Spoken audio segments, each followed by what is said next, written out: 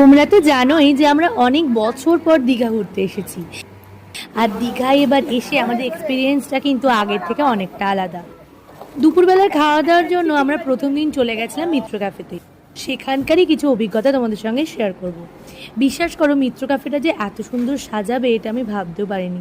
বাইরে থেকে যত না সুন্দর লাগছে, ভেতরে ঢুকে তো মনটা ভীষণ ভালো হয়ে গেল।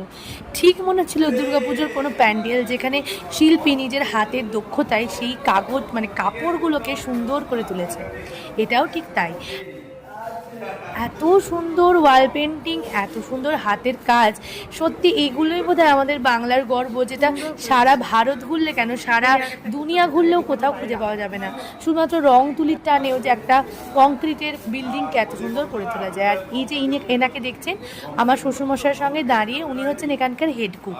উনি আমার শ্বশুরমশাইয়ের খুব ভালো বন্ধু। ওনার বাড়িও আমার শ্বশুর বাড়ির কাছে, মানে মেমারিতেই। আর মিত্র ক্যাফের সামনের একটা ঝোলা বারান্দা আছে, সেখান থেকে পুরো সমুদ্রটাকে দেখা যায়। তখন ওই 2:30-3টে বাজছে, খুব একটা রোদ ছিল না, হালকা রোদ্দুর, হালকা ঠান্ডার হাওয়া দিচ্ছিল, মনটা ফুরফুরে হয়ে যাচ্ছিল। আমরা চলে এসেছিলাম অর্ডার দিতে।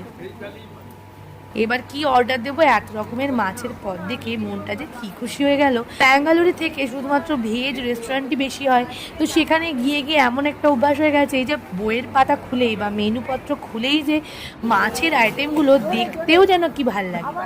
আর আমার ভাই এখানে মেয়ের সঙ্গে নানা রকমের খেলা জুড়েছে, যাতে ওকে একটু এনগেজ রাখা যায়।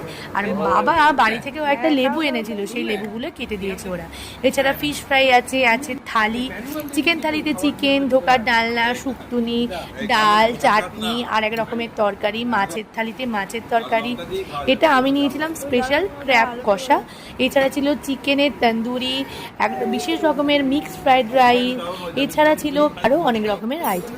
ওখানে যে হেড কুক, উনি এসে নিজে আমাকে জিজ্ঞাসা করছিলেন যে কেমন লাগছিল রান্নাটা। বিশ্বাস করো, এতদিন পর এই খাবারগুলো যেন মুখের মধ্যে মানে টেস্ট বাডটাকে বা স্বাদকোরকগুলোকে আরও জীবন্ত করে দিচ্ছে।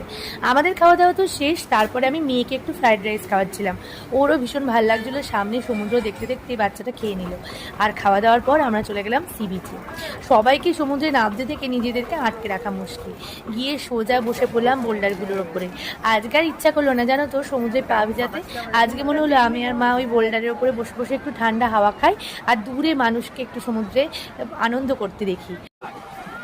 যদি আমার মেয়েকে আটকে রাখা বড় মুশকিল, ও মামা আর বাবাকে নিয়ে চলে গেছিলো সমুদ্রে একটু হাঁটতে।